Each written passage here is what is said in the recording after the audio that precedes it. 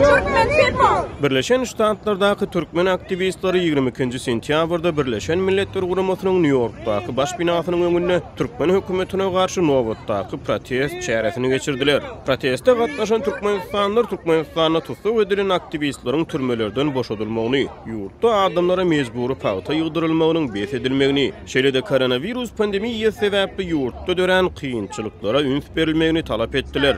Maktub Mingelov.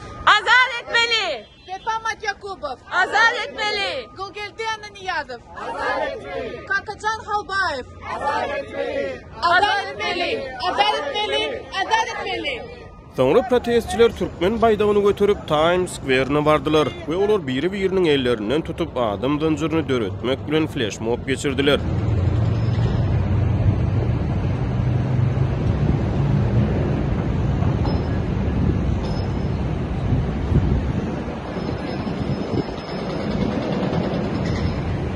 Olar ähli türkmenleri Türkmenistanyň rejimi we prezident Gurbanuly Berdimuhammedowyň diýdim-zor dolandyrşyna garşy agzybir bolmagy we el tutuşmagy çağırış etdiler. Gurbanuly Berdimuhammedov. Azad etmeli. Ferdat Berdimuhammedov. Azad etmeli. Rashid Megedov. Azad etmeli. Gulnapar Dövletova. Azad etmeli. Tutsa etmeli. Tutsa etmeli. Tutsa etmeli.